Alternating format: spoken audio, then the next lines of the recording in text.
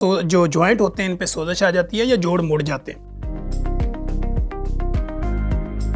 Basically गैंठिया क्या है? वो लोग जिनकी जोड़ों के ऊपर सोजश हो जाती है, वो हाथों के जोड़ हों या पाँव के जोड़ हों, इसकी बेसिक रीज़न क्या होता है? अब तो जो हम मेडिसिन देते हैं उनका मकसद ही ये है कि मरीज़ व्हील चेयर पे ना आए। बिस्मिल्लाहिर्रहमानिर्रहीम। Myself is doctor Tanveer Arshad Chaudhary. आप देख रहे हैं programme VLC health. VLC health में आज हम बात करेंगे कि गैंठिया क्या होता है, इसकी इन्वेस्टिगेशन कैसे की जा सकती है और इसका इलाज कैसे होता है। इस मौजू पर बात करने के लिए हमारे साथ स्टूडियो में तशरीफ़ रखते हैं डॉक्टर अली रज़ा शहराजी साहब, जो कि कंसल्टेंट आर्थोपेडिक सर्जन हैं म्यू हॉस्पिटल लाहौर से और सीनियर रजिस्ट्रार हैं यूनिट 1 के, जो आर्थोपेडिक यूनिट म्यू हॉस्पिटल में है। डॉक्टर साहब, welcome to the show. Thank you sir. First of all तो थैंक यू सो मच कि आपने हमें अपना कीमती वक्त दिया और एक ऐसे यूनिक और इंटीक टॉपिक के ऊपर गुफ्तगू आज हम करेंगे जिसको लोग गैंठिया कहते हैं। डॉक्टर साहब, हम आम तौर पे देखते हैं कि लोगों के जो जॉइंट होते हैं इन पे सोजश आ जाती है या जोड़ मुड़ जाते हैं। तो लोग जब हमारे क्लिनिकल ट्रायल में आते हैं तो हम उनके हाथ खोलते हैं, वो दोबारा वापस चले जाते हैं, या उनकी हड्डी के साइज़ बड़े होते हैं। बेसिकली गैंठिया क्या है? अच्छा सर, गैंठिया बेसिकली एक जनरलाइज टर्म है। इसके अंदर काफ़ी ज़्यादा बीमारियां आ जाती हैं। ठीक है। लाइक जो गाउट है जिसमें यूरिक एसिड ज़्यादा हो जाता है, उसको भी पाकिस्तान में गैंठिया कहा जाता है। सोरियाटिक आर्थराइटिस, उसे छपाकी का गैंठिया कहा जाता है। रूमेटाइड आर्थराइटिस, उसको भी गैंठिया कहा जाता है। रूमेटिक फीवर को भी गैंठिया कहा जाता है। ठीक है। सो ये काफ़ी जनरलाइज टर्म है। हम आज उसकी एक टाइप के ऊपर बात करेंगे जो कि है रूमेटाइड आर्थराइटिस। ठीक है, यानी जोड़ों की जो स्वेलिंग होती है जी, उसके ऊपर हम बात करेंगे कि इसकी रूट काज क्या होती है। इसकी रूट काज। अच्छा डॉक्टर साहब, ये जब लोग हमारे क्लिनिकल ट्रायल में, चूंकि आप हॉस्पिटल में होते हैं और आपका एक्सपोजर भी बहुत ज़्यादा है, OPD बहुत ज़्यादा होती है और आपके स्केड्यूल के अंदर ये इस तरह के पेशेंट रिपोर्ट भी होते होंगे, तो वो लोग जिनकी जोड़ों के ऊपर सोजश हो जाती है, वो हाथों के जोड़ हों या पाँव के जोड़ हों, इसकी बेसिक रीज़न क्या होती है? सर, बेसिक रीज़न ये होती है, अगर मैं जनरल पब्लिक की आगे के लिए बात करूं, कि हमारा अपने ही जिस्म का जो दिफाई या मुदाफ़ती निज़ाम है वही हमारे खुलियों के ऊपर हमला कर देता है, जिसको हम ऑटोइम्यून डिजीज़। या इसकी एग्जांपल आप इस तरह लें जैसे कि हमारे लाहौर शहर की पुलिस हो, जिसका काम हो मुजरिमों को पकड़ के जेल में बंद करना और वो आम शहरियों को ही पकड़ के जेल में बंद करना शुरू हो जाए। सो ये एक्चुअली ऑटोइम्यून डिजीज़ होती है। फीमेल्स में 3 गुना ज़्यादा होती है। इसकी रीज़न आज तक पता नहीं लगी। अमूमन 40 साल की उम्र के करीब जो है ये होती है। कुछ पेशेंट्स में, यंग पेशेंट्स में भी होती हैं। उसको हम कहते हैं जुवेनाइल रूमेटाइड आर्थराइटिस। ठीक है। अच्छा डॉक्टर साहब, जब किसी भी पेशेंट को इस तरह का अगर कोई मसाइल होता है तो वो उसको कैसे ये पता चले कि मुझे ये गैंठिया का इशू है? इसके लिए कोई स्पेसिफिक ब्लड टेस्ट भी होते हैं? जी सर, इसके लिए स्पेसिफिक ब्लड टेस्ट होते हैं। RA फैक्टर होता है, NT-CCP हम कराते हैं, ANA कराते हैं। होता है एक्चुअली क्या है, गैंठिया के अंदर जो जोड़ की झिल्ली है, साइनोवियल मेम्ब्रेन, उसके ऊपर जो मैंने बताया कि आपके जो दिफाई सेल हैं वही एंटीबॉडीज़ अटैक करती हैं। उस झिल्ली की सोजिश हो जाती है। उसकी सोजिश के साथ जो अंदर कार्टिलेज होती है, कुरी हड्डी, नरम हड्डी, उसका भी डैमेज होना शुरू हो जाता है और बाद में जो एक्चुअल हड्डी है उसका भी डैमेज होना शुरू हो जाता है। पेशेंट्स को यूजली पेन होती है, सोजिश होती है, दर्द होती है, अकड़ापन होता है। यूजली हाथों से स्टार्ट होता है। मरीज़ जब सुबह सो के उठते हैं तो वो हमें बताते हैं कि कम से कम आधा घंटा उनके हाथों में दर्द होता है, जिसको बाद में वो वर्जिश वगैरह से सेटल डाउन करते हैं।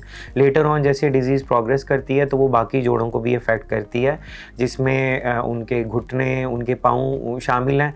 हाँ, रूटीन का जो ऑस्टियोआर्थराइटिस जो बुजुर्गी की वजह से होता है और जो रूमेटाइड आर्थराइटिस जो जवानी का आर्थराइटिस है, इनमें फ़र्क ये है कि रूमेटाइड आर्थराइटिस यानी कि गैंठिया के अंदर अमूमन दोनों हाथ मुतासिर होते हैं या दोनों घुटने मुतासिर होते हैं। ठीक है। अच्छा सर, इसकी कोई टाइप इस तरह की भी होती है जिसमें ये स्वेलिंग ना हो रही हो लेकिन उसके बावजूद भी गैंठिया हो? जी सर, सीरो नेगेटिव आर्थराइटिस होता है जिसमें RA फैक्टर भी नेगेटिव है, NT-CCP भी नेगेटिव है।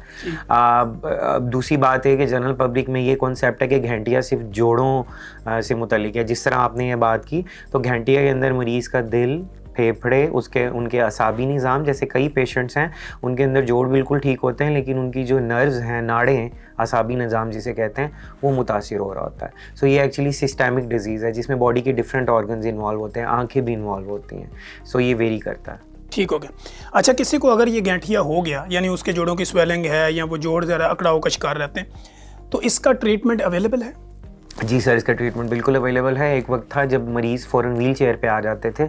अब तो जो हम मेडिसिन देते हैं उनका मकसद ही ये है कि मरीज़ व्हील चेयर पे ना आए। सबसे पहले तो हम मरीज़ को एडवाइस करते हैं कि अच्छी डाइट करें, अच्छी एक्सरसाइज करें। ऐसे पेशेंट्स को हम कहते हैं कि वो वॉक करें, जॉगिंग करें, जिम ज्वाइन कर सकते हैं, जिम ज्वाइन करें, तैराकी करें। और इसके अलावा हाइड्रोथेरेपी हम उन्हें एडवाइस करते हैं कि नीम गर्म पानी का टब है, उसके अंदर वो नहाएंगे।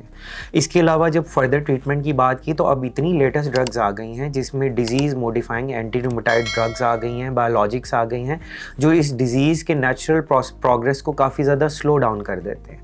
यहाँ पे इम्पॉर्टेंट फैक्टर ये है कि आजकल मैं ये बहुत देख रहा हूँ कि लोग हकीमों के पास जा रहे हैं, गठिया यानी रूमेटॉइड आर्थराइटिस के लिए वो भी स्टीरॉइड्स देते हैं, ठीक है, हम भी स्टीरॉइड्स देते हैं। ठीक है।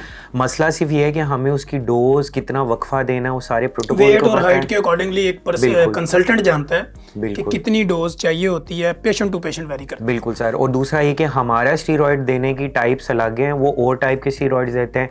हम जो स्टीरॉइड्स देते हैं उनका मकसद ये होता है कि उनके हाथ टेढ़े ना हो, उनके घुटने और चूकले की जो है जोड़ वो डैमेज ना हो, ताकि वो व्हील चेयर पे ना जाएं।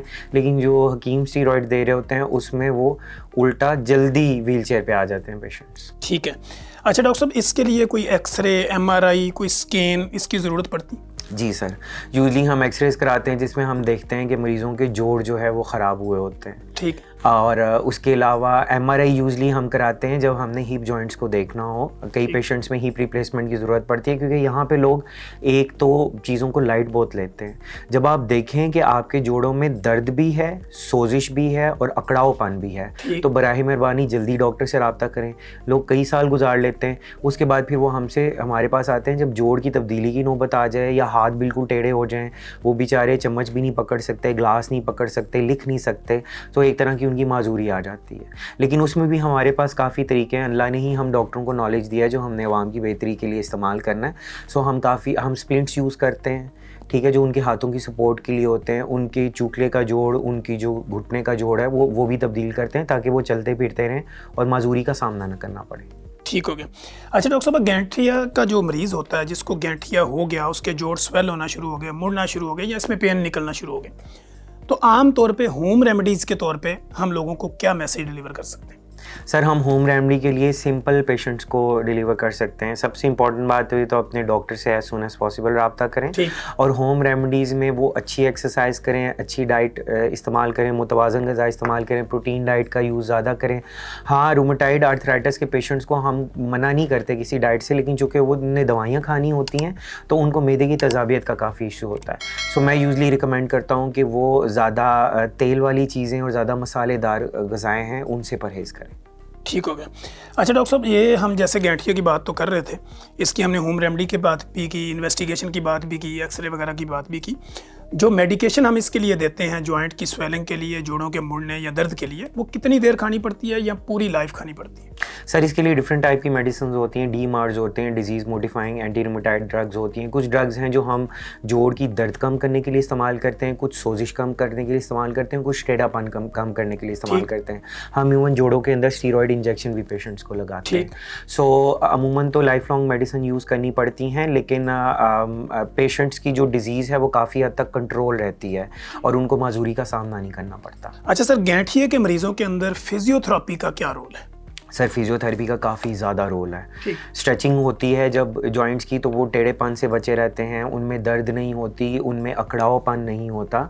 सो मैं तो जितने भी गैंठिया के मरीज़ यानी रूमेटॉइड आर्थराइटिस के पेशेंट्स हैं उनको मैं हमेशा फिजियोथेरेपिस्ट के पास भेजता हूँ, क्योंकि इसमें दवाइयों का, एक्सरसाइज और डाइट का उतना ही इंपॉर्टेंट रोल है जितना फिजियोथेरेपी का रोल है। जी sir, thank you so much. आपने गैंठिया के ऊपर जो ज़रूरी मालूमात थी वो हमारे नाजरीन तक डिलीवर करने की भरपूर कोशिश की। नाजरीन, आपने देखा VLC हेल्थ के अंदर डॉक्टर अली रज़ा शहराजी, जो कि कंसल्टेंट आर्थोपेडिक सर्जन हैं, म्यू हॉस्पिटल से हमारे साथ मौजूद थे और उन्होंने कोशिश की कि गैंठिया यानी जोड़ों की सोजिश या जोड़ों का दर्द, जोड़ों का फूल जाना या टेढ़ा हो जाना, इसके ऊपर क्या क्या चीज़ें होती हैं, किस तरह इसको इन्वेस्टिगेट किया जाता है, एक्सरे, MRI या स्कैन की कब ज़रूरत पड़ती है, फिजियोथेरेपी का क्या रोल है, होम रेमेडी क्या है और डाइट क्या होनी चाहिए, इन सब पर उन्होंने गुफ्तगू की। अगर आपको हमारे इस प्रोग्राम से मुतल्लिक़ किसी भी तरह की कोई इन्फॉर्मेशन चाहिए हो, डॉक्टर साहब की आप अपॉइंटमेंट लेना चाह रहे हो या डॉक्टर साहब से डायरेक्ट रब्ता करना चाह रहे हो, आप कमेंट बॉक्स में आइए, कमेंट कीजिए, अपनी अच्छी बुरी राय का इजहार कीजिए और हमारे इस प्रोग्राम को अपने सराउंडिंग में अपने दोस्त अहबाब के साथ ज़रूर शेयर करें। ताकि उनकी ज़िंदगी में आसानी पैदा हो सके। Thank you so much.